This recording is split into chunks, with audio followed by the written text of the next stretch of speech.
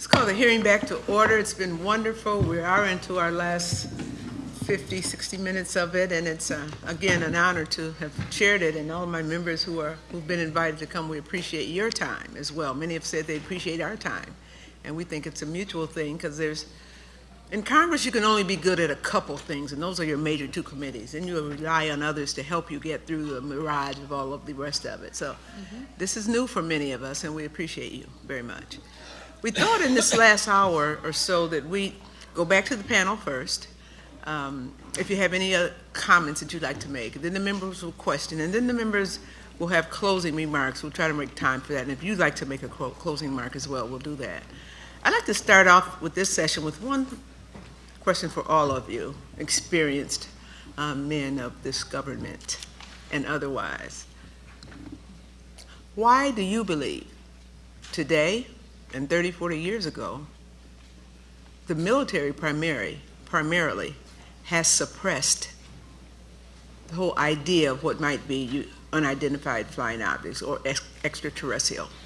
And we can start anywhere, but why do you think they've done that? Never mentioned it again, act like it never happened, it didn't really happen, those kinds of things. Is there something we ought to know there? Anybody got a comment on that? Sure. First of all, I think it's the technology factor. If they do have tangible objects in hand and have learned some technology, that is a very valuable stuff. That we don't have. Technology that we don't currently have. That they have recovered, yes. Oh, that they've recovered of ours. If they have recovered UFO technology, that is very valuable stuff, and that's worth keeping a secret. The other thing is, if they were to let the general public know that they have no control over these objects, that they chase them and can't catch them, that's something they don't want the public to really know. Those are very good. The first being that our country may have acquired some new technology that we learned from them and are now. I have no idea. Was that your first point? Was your point that was something my like that? first point, if they have recovered technology. Okay, all right. And That the is second one point, reason for keeping a secret. Yes, The other one is they wouldn't want the public to know that they have no control over these objects, these objects that are seemingly controlled by some kind of intelligence. And why would they not want the public to know that we don't know what's there, or that they might be superior? They're afraid we'd panic. Mr. Scott? They're afraid that we would panic. We as a people, we as a country? As a country, as the world, they're afraid that Western civilization would collapse. Western religion would collapse. Your mind can go crazy on thinking the worst thing, and if you say, well, let's bring a one world government into this for a defense, well, that could prove to be a one world dictatorship also. So I can understand why the military and intelligence is keeping a lid on this until they might feel safe to let the cat out of the bag, but it's going to happen anyway. Yeah, and those are very good points, both of those. I'm with Mrs. Hollis, and I'm going to come to you, Mr. Dole. Okay, I'll state the obvious as regards to my case, and that is these objects know in great detail how our missiles operate. They know ours, but we don't know theirs. That's right, and they can shut down our missiles at any time. They have proven that. They know in great detail how they operate. And so if you release that information to the public, what do you say then about, what kind of defense do we have against these things? So. Anyone else? Yes, sir. Well, Captain? they could shut our missiles down until we put EMF filters on our missiles in the early 70s. And by 76, they couldn't shut them down because, in my opinion, of the EMF filters and some of the documentation that Robert Salas got unsealed, I looked at and found, in fact, in '68, after studying his shutdowns, they were looking at EMF as a problem. And I do distinctly remember our missiles being pulled offline one at a time before our incident happened, and asked one of the members of the security maintenance teams, and they let it out of the bag that it was an EMF filter, and then they got shushed for it. And I also accompanied a nuclear warhead. Our crew duty, additional duty would be to do that on a convoy where we took a nuclear warhead out to a missile site to be replaced, to swap it out. So in my opinion, that EMF filters caused a problem to these entities until they worked around that by the time in 2010 at Giant Wyoming. I don't want to disagree with Mr. Festermacher, but I would like to point out that about the incident that I just mentioned in 2010. The jury's still out as to whether or not that was a UFO incident where 50 nuclear missiles were shut down while objects were seen overhead. But I certainly agree that after our incident in the early days, electromagnetic pulse or electromagnetic force was considered a possible cause for the shutdowns, and the Air Force did have an active program to improve the EMP protection. Mr. Dolan? Yes, I think the answers of technology and panic are probably top of the list. Certainly, if even one artifact of a UFO were ever recovered, and those who've studied this matter in detail most believe that that is the case, one can easily see why that would be of paramount interest to keep from other parties that you don't want to have that technology. So the only way to do that for sure is to deny that there's a phenomenon that exists whatsoever. But we actually know from the declassified literature that even as early as 1947, there were wind tunnel tests of disc-shaped airframes that were being conducted at Wright Field in Dayton, Ohio. And these were explicitly based on UFO sightings. We have a document from October 1947, authored by Colonel Wentworth, I believe, in which he references to this. So the obvious connection between UFO sightings alone and technological development is right there from the beginning. But the idea of panic is the worst, because what we find in many cases is that panic can escalate very quickly. 30 years ago in the lower New York State, Hudson Valley, for about 3-4 years, there were a series of unbelievably incredible sightings by thousands of people. This got the attention very quickly of national media. By 1984, the FAA quickly and clearly had, what could they literally say to the world? Yes, there's these enormous boomerang-shaped objects flying over the Taconic Parkway, but don't worry, even though we don't know who they are, we don't think they're here to eat us. I mean, there's nothing that you could say, literally to the public, that would assuage their fears.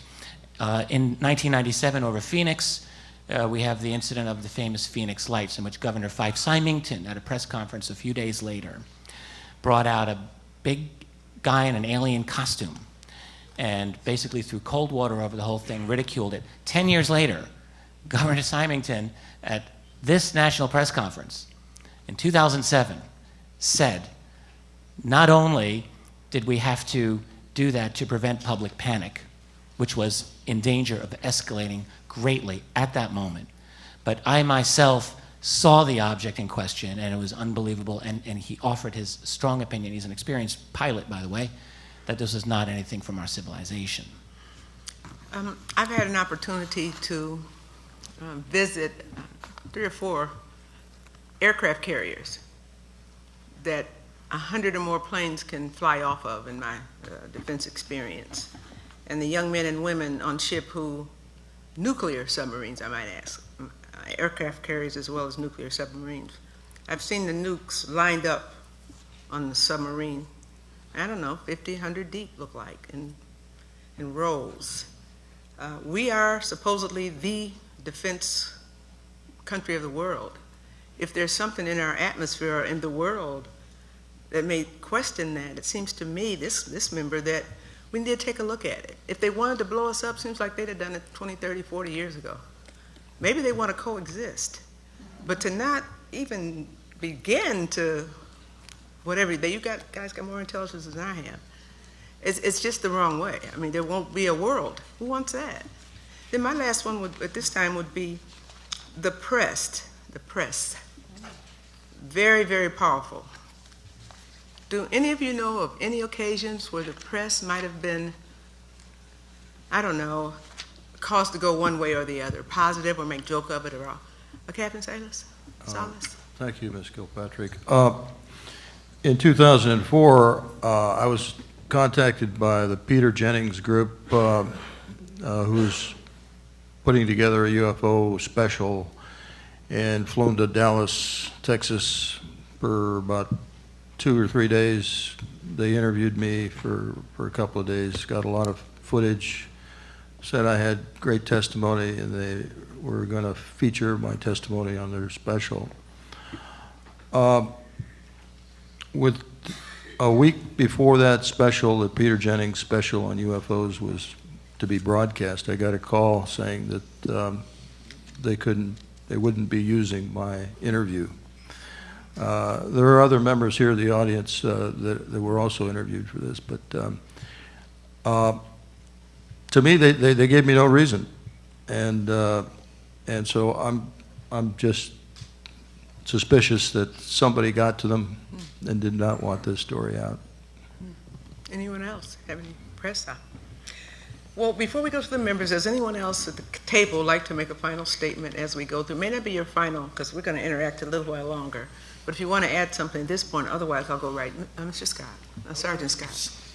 I'd like to see the military and the local police be able to have their people, if they see a sighting or respond to a sighting, to be able to give an honest report of it.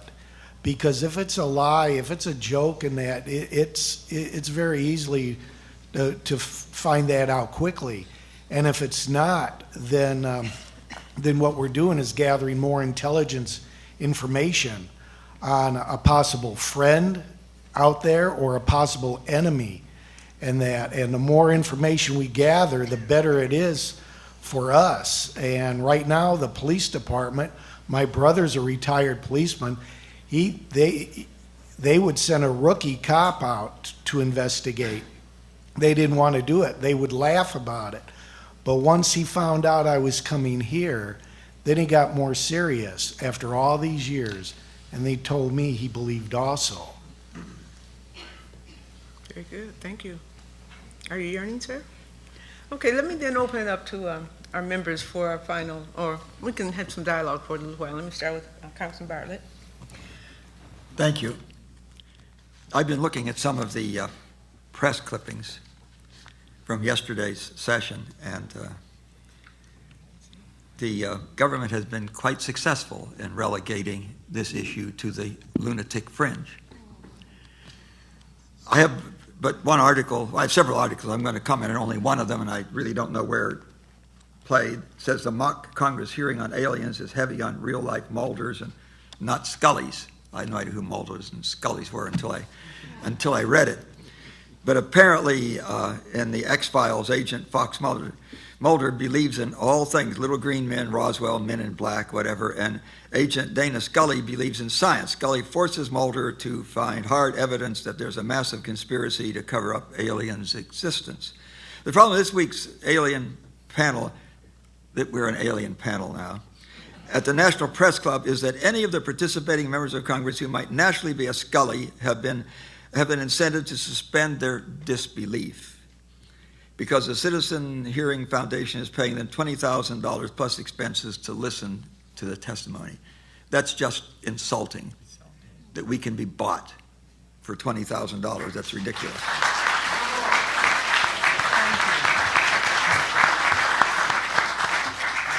Goes on to say the panelists, and they mentioned the panelists, and I'm one of the panelists, and former member Roscoe Bartlett. In an opening statement, Bartlett said he hadn't fulfilled his duty in office by failing to hold hearings on extraterrestrial. I never said that. What I'd said was that the Congress, a part of it, had failed in its responsibility to respond to the constitutional requirement that we had a responsibility to respond to people to petition their government for a redress of grievances It's in the First Amendment. It's very clear. I never said that I believed in extraterrestrials. I believe that there are sightings out there that cannot be easily explained away. That is one of the possible explanations of them. There may be others, but I never made that statement. Compounding the problem of eyebrow-raising testimonies that several of these politicians have reputations for being a little wacky.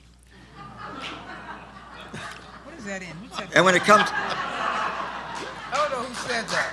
Huh? Who said it? Who wrote it? I don't know. You tell me. No. Who's it from? What network or paper? I don't know. You know, I can't tell you. This is the article. You tell me where it came from. It's terrible. It's terrible.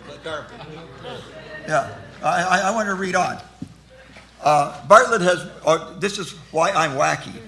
Bartlett is warned of the dangers of an electromagnetic pulse, a theoretical nuclear blast in space that would fry electrical circuits and kill the internet.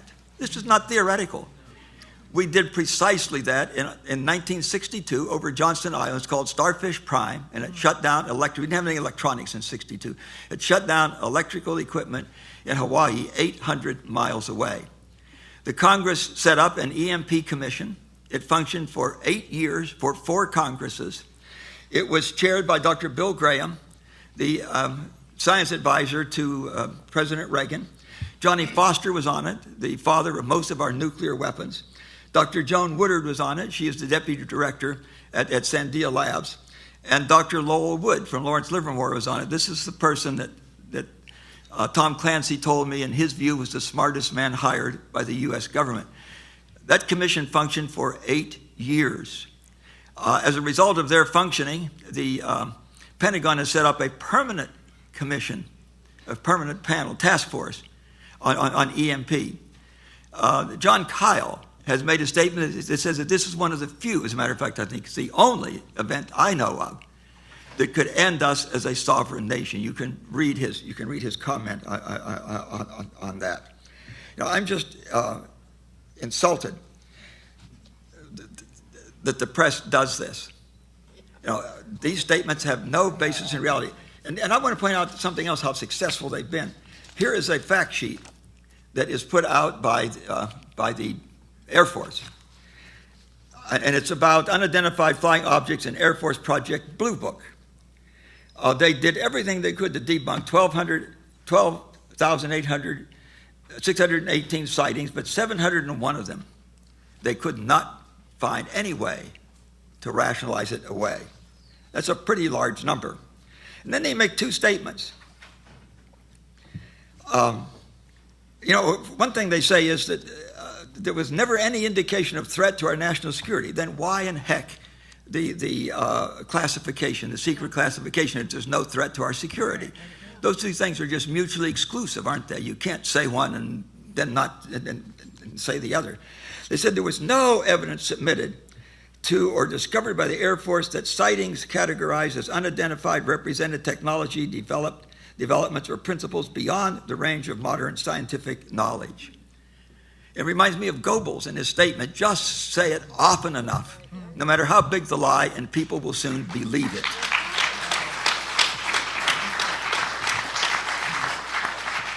We have radar tracks. We have radar tracks showing that these objects, whatever they are, behave in ways that known aircraft of no country in the world can do. That just isn't true. There was no evidence indicating that sightings categorized as unidentified were extraterrestrial vehicles. That's true. But there is a lot of evidence. That they couldn't be anything that is publicized by either our country or by Russia or by China. China is now entering as a player in this domain. I'm generally a pretty quiet individual, but you know, this press stuff is just clearly outrageous. The audacity and the ignorance of something like that just infuriates me. Thank you, Congressman. Thank you.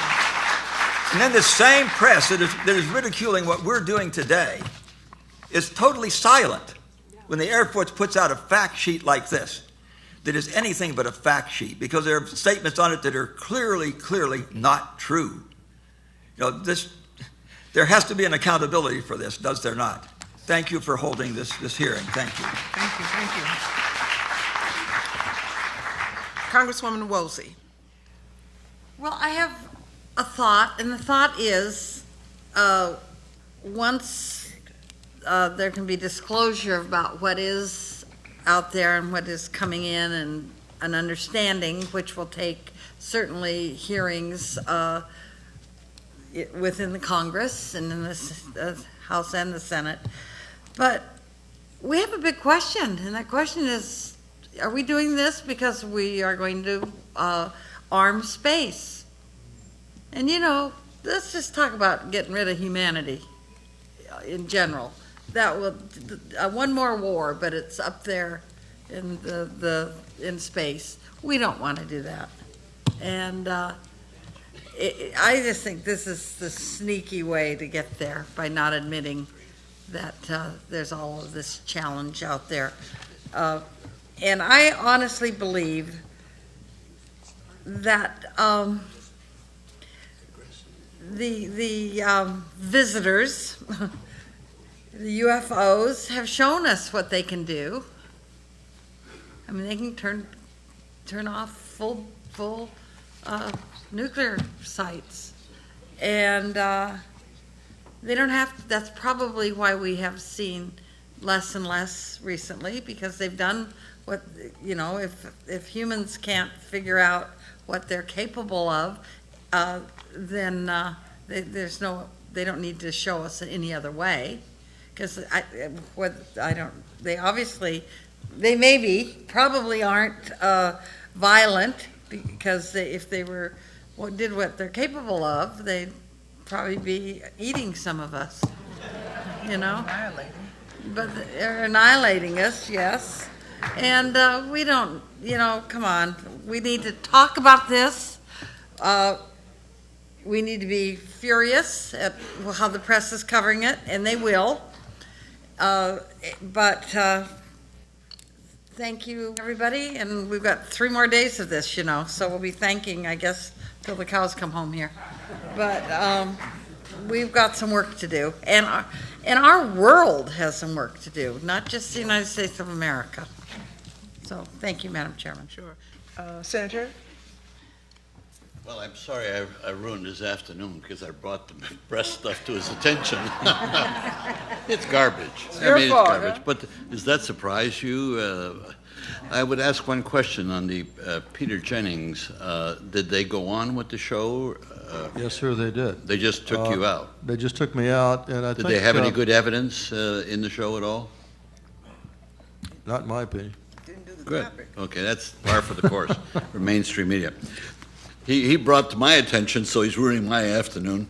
This is the fact sheet put out by the government. There is no evidence indicating that sightings categorized as unidentified were extraterrestrial. What else could they be? There's no, I mean, and this, I think, I want to hit a couple of you on this. You know, you can say, well, we're skeptical. Sure, I'm skeptical of everything. But by the same token, if there's no other rational reason for something, you have to come to a conclusion.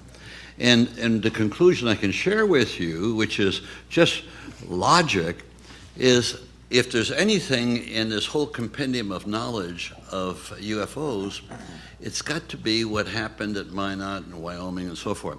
What's been proven is that somebody out there, extraterrestrial, can shut off our defense capability just like that. Just like that.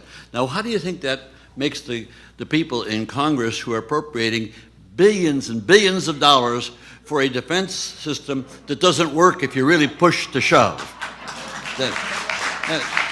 And so if there's ever a rationale for the government in cahoots with the military-industrial complex to defend the appropriation process that feeds them, it's got to be what's been discovered, and they've got to put a lid on this. I mean, this makes all this wealth obsolete. I'll give you an example. What happened recently? It happened in Alaska. You know, we've got these silos in Alaska. We've got 16 of them. And, of course, nobody's proven that they work except the phony testing that's been done. Now, as soon as we had this craze with North Korea, what happened? They appropriated money for another 14 silos. That will make 13 silos to go after North Korea. And I don't know if any of you know the defense concept. It's more expensive to build a shield than to build a spear. So you build all the shields you want. All they do is have more spears to get by your shields. So this is the first thing I learned in one of the hearings on the subject. So it doesn't take, you have to go very far to realize that what we have here is the goods of why the simple, rational formulation that this threatens the entire Defense Department's capability, and so deny it. It doesn't happen, it doesn't exist. Anybody talks about it, they're idiots. And so the press goes along with this, and we go back to our conclusion of yesterday.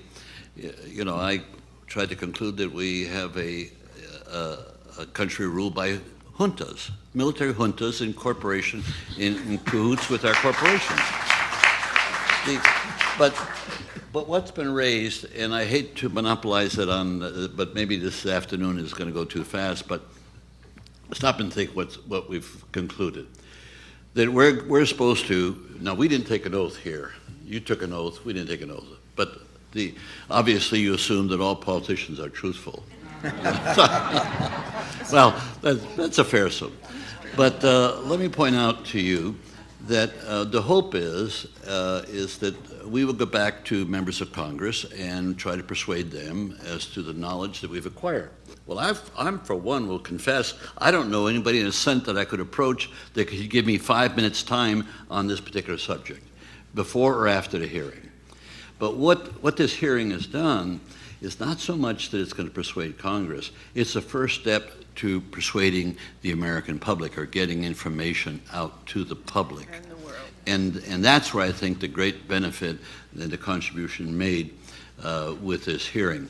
But I just want to add one thing, and I'll follow through on it tomorrow or the day after, and that is, it's fine. We can educate the public, but does the public have any power to act on this new knowledge that they have?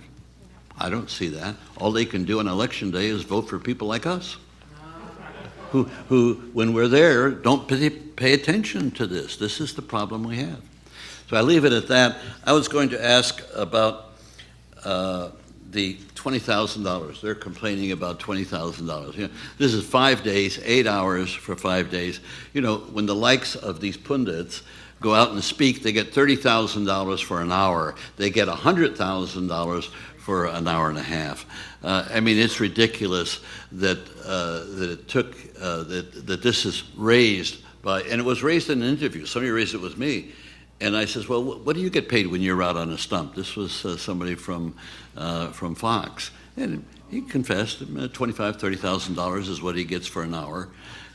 And we're putting in 40 hours here. So we're underpaid, if anything, but based upon the knowledge that we have. So I think we've concluded the reason for the cover-up, and that's really what we discovered today, this afternoon, was that somebody can shut off our defense just like that, and it's an embarrassment to the Air Force, it's an embarrassment to the federal government, it's an embarrassment to the Congress, and of course, nobody wants to face that embarrassment. I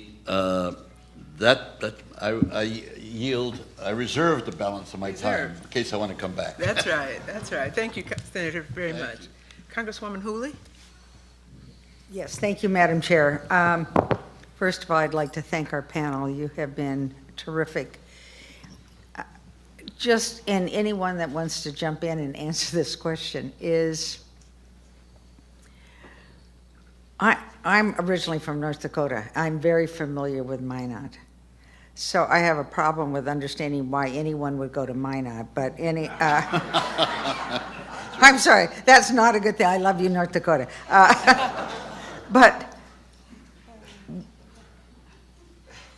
what if wherever they come from, somebody is in Minot shutting off the missiles? Why? I mean, is that to show us that they can do that? Is that, why would you do that? Can I try that? First of all, the world is facing a crisis right now about nuclear weapons. I don't have to remind you about Right. Those possibilities in countries that are trying to acquire nuclear weapons. We have enough, and we've had enough nuclear weapons to destroy every living thing on Earth for a long, long time. Right. And it would not take much to start a nuclear war, in my opinion. And that risk is getting worse. So I do believe that, and I think they are extraterrestrial, and this is just my opinion, that they are here to at least point to the fact that we are on the verge of annihilation, of suicide, if you will, our own civilization.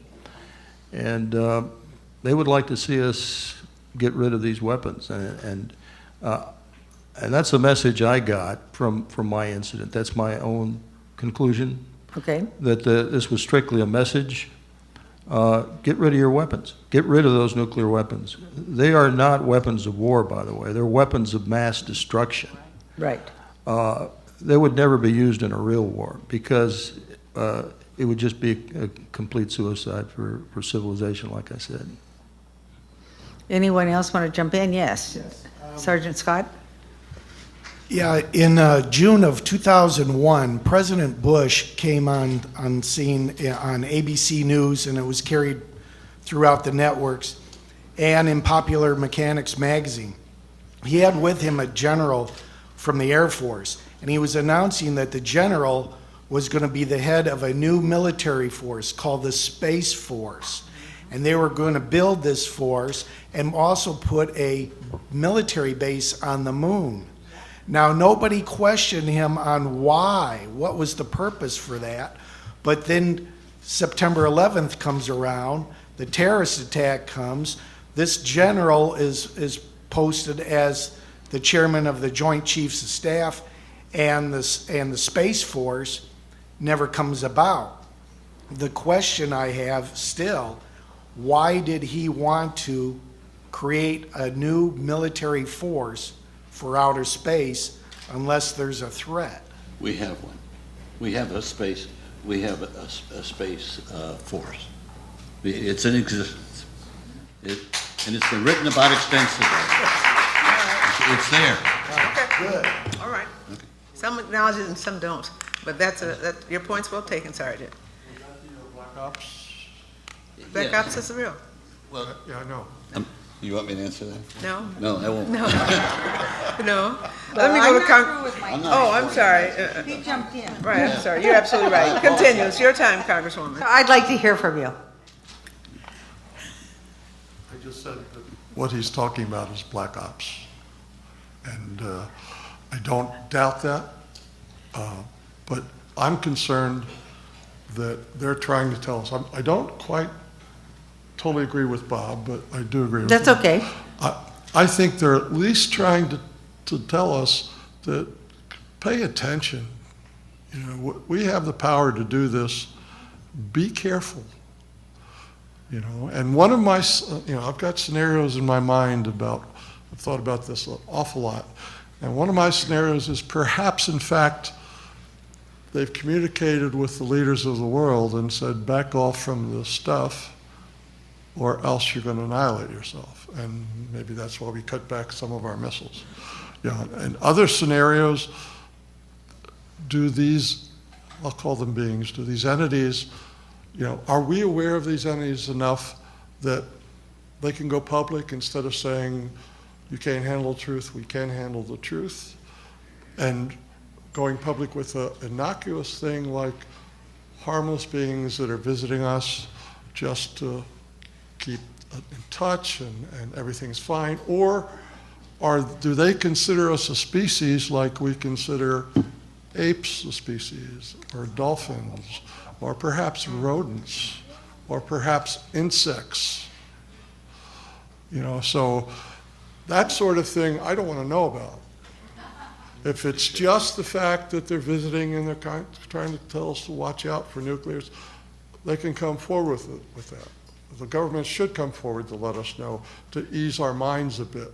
However, if it's the other scenarios, I just want them to come forward and lie to us and tell us the entities are nice beings and they just want to warn us about nuclear. I can't handle that truth, that we're insects to these people, these beings. So. Thank you so much. Yes. David? You've asked us to speculate. I don't know. You probably don't know. No, I don't. But these missiles being shut down, Captain Salas described 2 flights that he's aware of. I described to you 1 flight of 10 missiles that I'm aware of. But I'm also aware of other launch officers who've described to me similar situations. So, it's not unique that him and I have been involved here. I mean, this was a situation that was occurring quite often when I served in 1966 and 67. And who knows that it's not still happening out there. There's no active officers of any kind that will come out and admit that right now. But what I'd like to know is, what's your speculation on these missiles being shut down? Is that rhetorical, or you need an answer? I'd like an answer to that. Okay, let me come back to you. Because I sure it would will. be just as good as That my might be answer. something to end on, too. If Let me I may just offer one very 30-second opinion. I feel that we really do not have enough data, even now, to know exactly why this is happening. Because despite the number of cases where this does appear to have happened, there are thousands of missiles. And not all of them have been shut down, as far as we can tell. So if they're doing this, they're obviously not doing it uniformly. And I don't really feel that any researcher has enough data to know precisely what those motivations might be. They obviously, they seem to have demonstrated superiority over our technology, that's for sure. So at discrete moments, they seem to be able to do this, but they're not doing it uniformly. And they certainly haven't stopped all of the massive wars that have, run over the planet. So there are certain limits as to what they're willing to do as well. Thank you. And I yield back my time, Madam Chair. Thank you, Congresswoman. Congressman Cook? Thank you. From the things that you've described today, you all must have done what Captain Fenstermacher just indicated he has done, and that's think about these things a lot during the times when you didn't say too much anything publicly, and after you've come out and started speaking, which again I congratulate the 2 of you that have done that today for, I understand, the first time.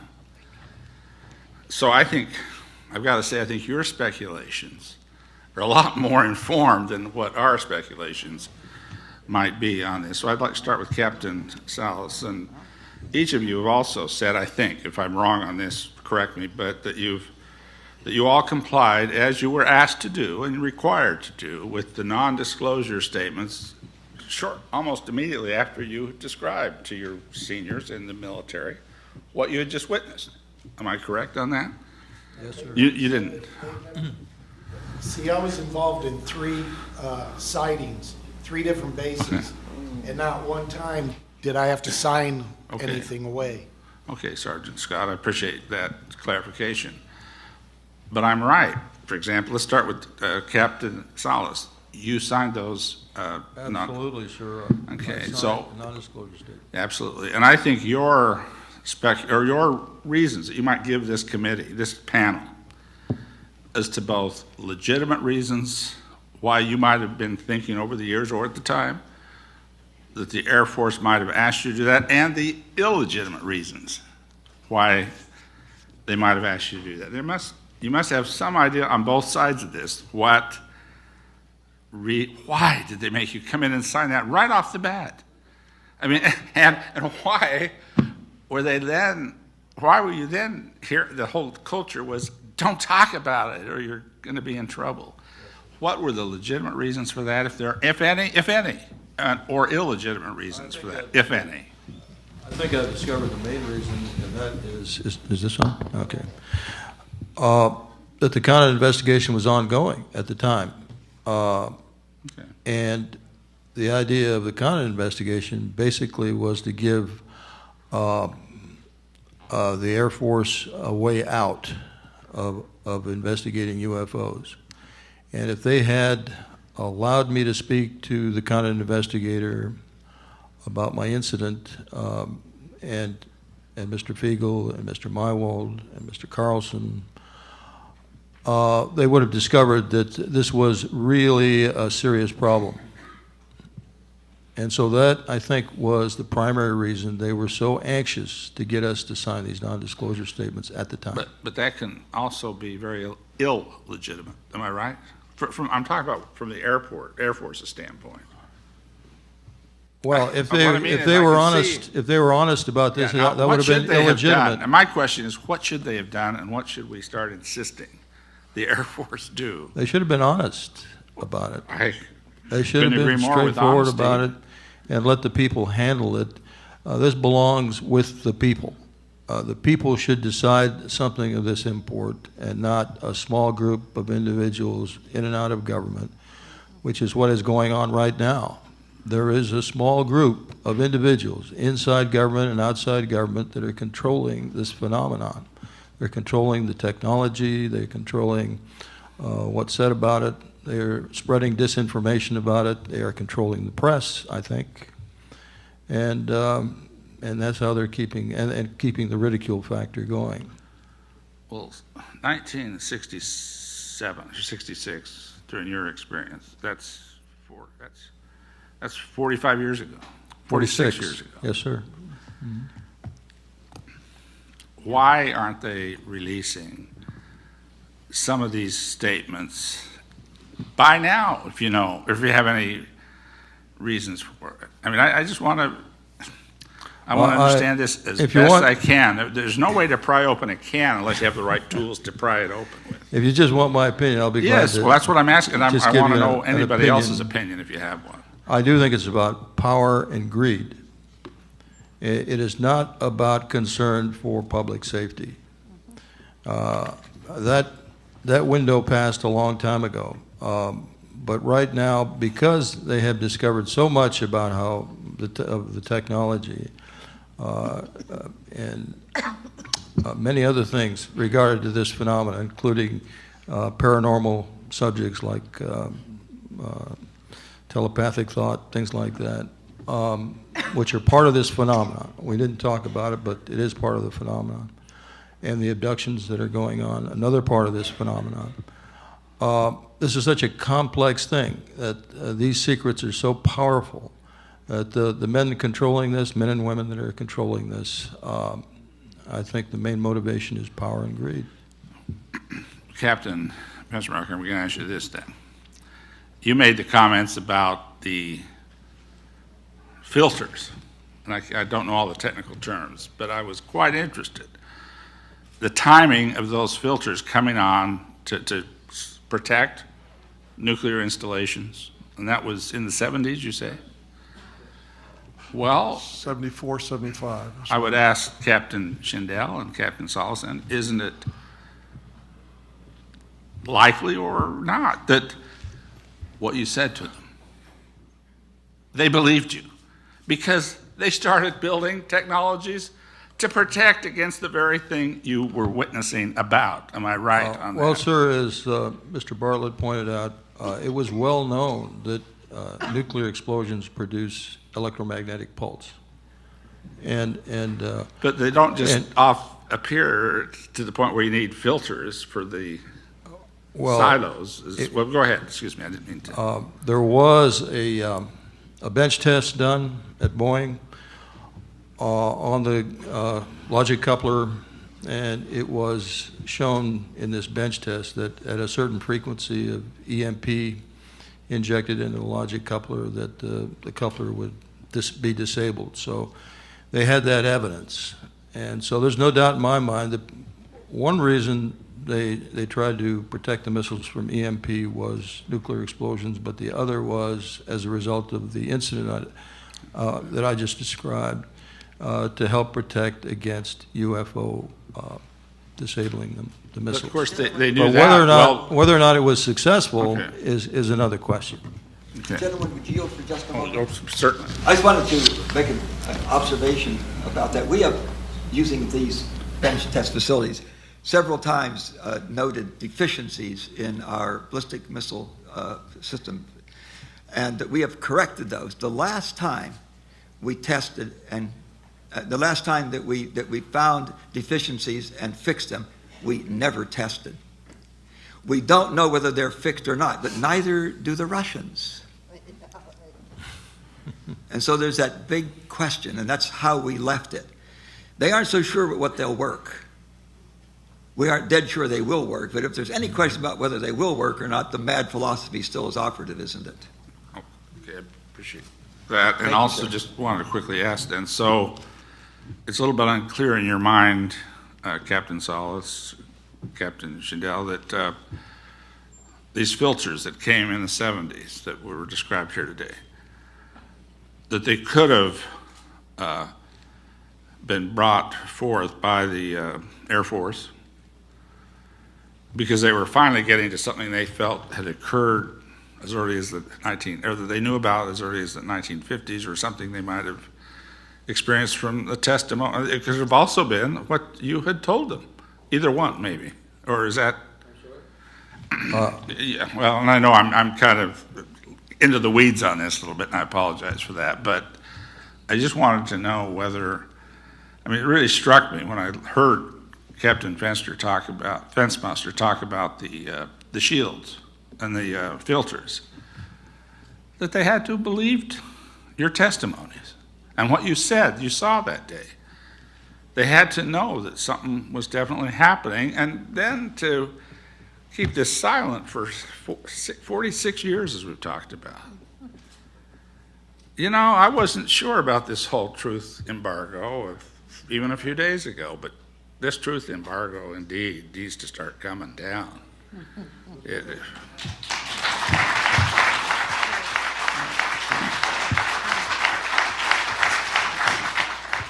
What that Bob Salas had released was very lengthy, really with 3 sub-documents, and I spent a lot of time scanning it, and in fact, there was a little piece about UFOs. What it was a technical explanation of all the echo sites and what happened at each of the sites in the first document. And there was a little piece about UFOs, and it said, the rumor of any UFO creating this is disapproved, disowned, I think was the word. Disproven. The rumor was disproven. Now, I don't know how you disprove a rumor. Yeah. But at the very end document, it was a 68 document where they talked about they were concerned with how EMF affected it, and that Boeing was going to work on the EMF problem. And I think what we installed was result of his Echo and Oscar flight, and not his testimony, because it didn't happen. They didn't believe him, but No, the technical... just because they said they didn't believe him doesn't mean they didn't believe him. Oh, yeah, but the technical aspects, Let's be clear on that. they couldn't say didn't happen, because that's Echo different. flight had all these errors, and this is what happened. I think you're being very humble, Captain Salas. You probably, and all of you, because you probably create a lot more technology than you believe, or that you even are willing to talk about. Thank you very much, Congressman. Congressman Bartlett, did you have another comment you'd like to make? Did you have another comment? Yes, thank you very much. I wanted to make a comment about the ballistic missile defense that the Senator Gravel was talking about. He's correct. Our major ballistic missile defense is in Alaska. It will intercept missiles coming over the pole.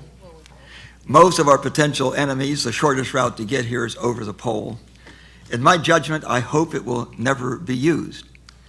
because the only time I think that it would be used is when the Russians, if they were to launch, and it would be very quickly swamped. They have thousands of missiles.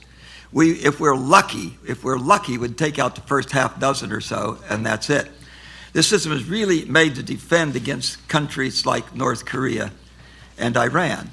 These people may be evil. They are not idiots. They will not launch from their soil. I have no idea why we're waiting until they develop an intercontinental ballistic missile which will reach us.